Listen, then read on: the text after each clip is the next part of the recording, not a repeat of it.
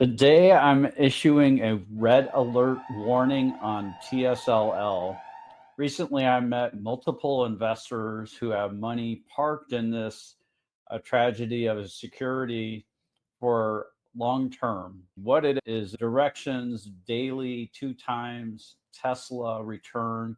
It uses futures or options to get that 2 times return on a daily basis. But because it's using that leverage, it loses money over time. In August of 2022, the stock was about the same price it was on Monday. If you just held the stock, your return, you would have had a really small loss. What you can see is this product, TSLL, loses money over time at the same price.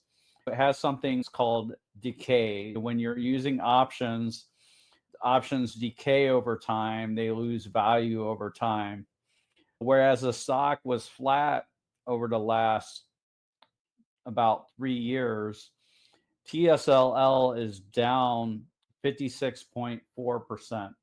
You have 43.6% if you owned TSLL since day one versus Tesla stock. This is not something you should be holding long term.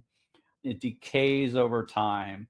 This is why people are excited about this product. There is $6.3 billion in this product. That is way too much money. There's way too much gambling going on. Let's look at the last couple of years. Until year to date, Tesla has had a good couple of calendar years. We see that if you hold it for a whole calendar year, it's not getting you that 2 times return.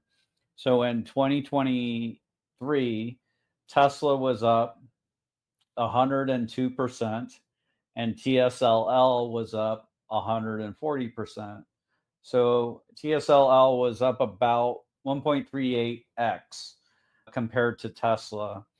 And then last year, Tesla was up 62.5%, whereas TSLL was up 99.6%. So it's a little bit over 50% higher as far as return, but when you do all the math, it doesn't quite work out that way. So it's not a 2x over a year. So you should not be holding this long term. Let's look at how this works out through the peaks and valleys. Starting off with the first valley that happened, 22 was a really bad year. From the day that TSLL came out till the end of the year, Tesla stock itself was down 63.3%, and TSLL was down 79.8%. In order to get back to even, TSLL has to work a lot harder. At the end of the year, you're left with 20% of your value, whereas if you were in TSLA, you had 37% of your value.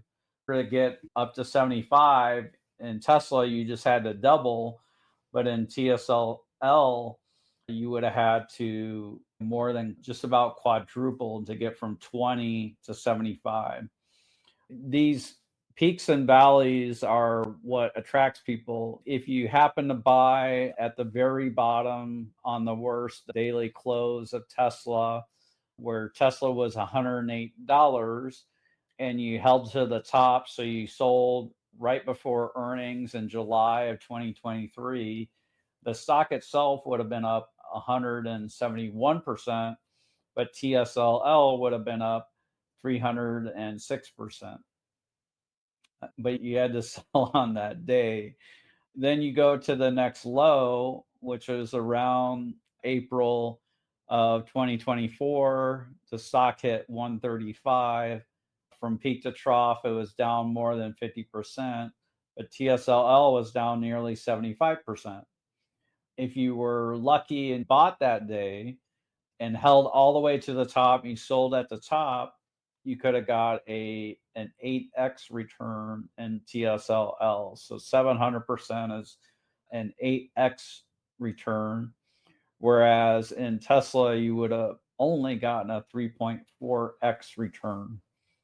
That's where people get excited about a product like TSLL, but you really have to play it perfectly. It looks exciting on paper, but the average investor really doesn't understand the math behind these products. So if we go back and look at that first chart, it's that long-term decay that is going to eat into your returns. So if you believe in Tesla, we don't think TSLL is the right product. You should not be in it long term. Why not maybe own a stock directly? Maybe you could juice it up with margin or some leaps or other things, but TSLL doesn't seem like the right approach. If you're unsure about how to play Tesla as an investment and you want to take advantage of what's to come with Tesla, what we do at Rebellionaire is we help people grow shares. What you're seeing here is that year to date through June 18th, our outperformance was 6.58% versus Tesla stock year to date.